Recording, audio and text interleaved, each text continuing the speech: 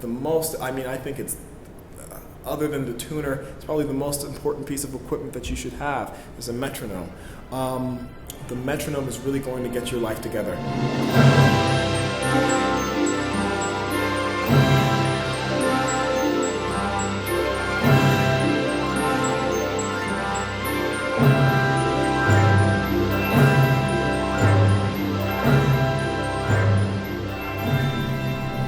Hello world, my name is Ehren Valme, and today we're going to talk about attention to detail and what it means to us as brass musicians, specifically the bass trombone, okay? Attention to detail is really a sort of term that gets thrown around, and I think it rarely gets thrown around anymore in lessons. I think it's kind of just expected that you know the basic conventions of music and how we use dynamics and phrasing and markings, and understanding that, you know, the markings are in a different language and we should have the translations, etc., etc. But sometimes it's not that easy. So I'm going to outline right now the things that we should be, the general concepts, the broader concepts that we should be exploring anytime we approach the horn or a piece of music, okay? Definitely, when we're warming up or when we're playing the horn period, our goal should be total control. We should be in control of the situation at all times. You never want to be out of control of your instrument.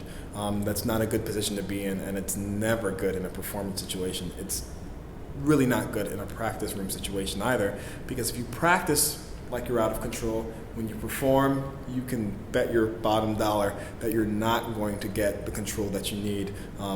Maybe you'll get lucky and it'll come out, but chances are that the odds are not on your side. So paying attention to detail when we pull the horn out of the case, right? Things like breathing. I know that myself, when I wake up first thing in the morning and I go to warm up, before a class or something, I know it takes me a minute to ask myself, oh gosh, why is it taking me so long to really get these notes to start? And I realize, I'm not supporting with my breath. Breathing, we have to think about breathing. You have to get your mind to think about breath, okay?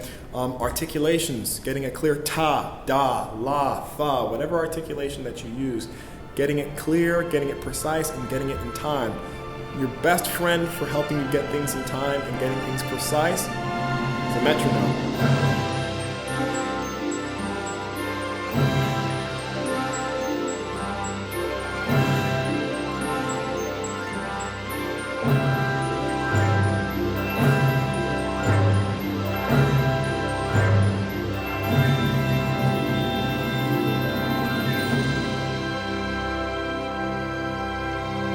Another video about the metronome. I absolutely love metronomes. People here at school make jokes about me and metronomes. Another thing that we could think about is slide technique, especially as trombonists. Slide technique can make or break your music making experience.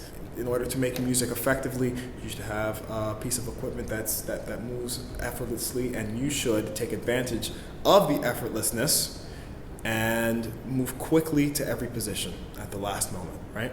When we take up a piece of music, whether it's in a rehearsal, in a performance, in your personal practice, or just sight reading with friends, we should think about rhythm. Rhythm needs to be accurate, and I was talking about the metronome earlier. I think it's, other than the tuner, it's probably the most important piece of equipment that you should have is a metronome. The metronome is really going to get your life together, okay? And being in rhythm, being in time with the conductor or with your peers pays back dividends.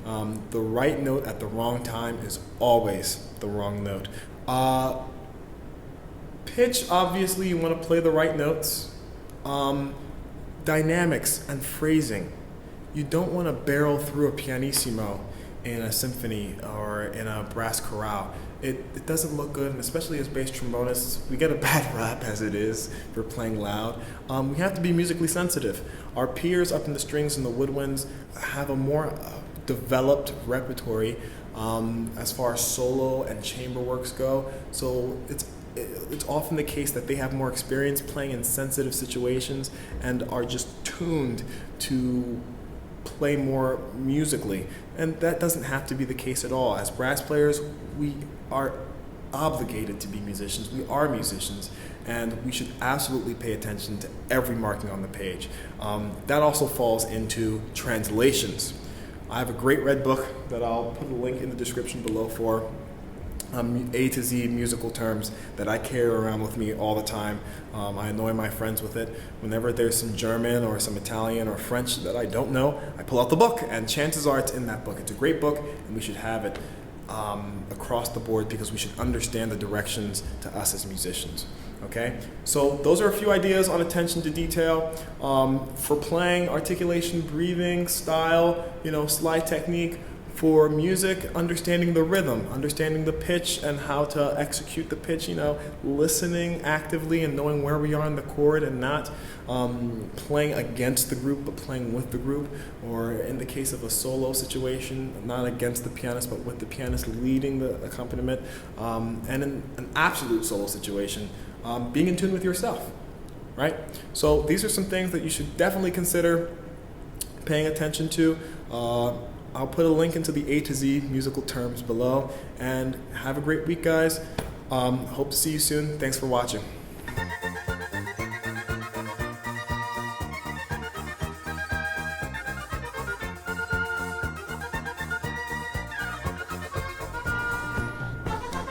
Siri, define attention to detail. Here's what I found on the web for Siri define attention to detail. Okay, so Siri really doesn't have anything.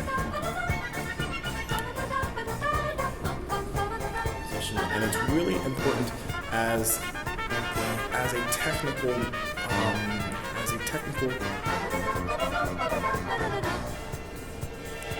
Hey guys, Ehren, Valme.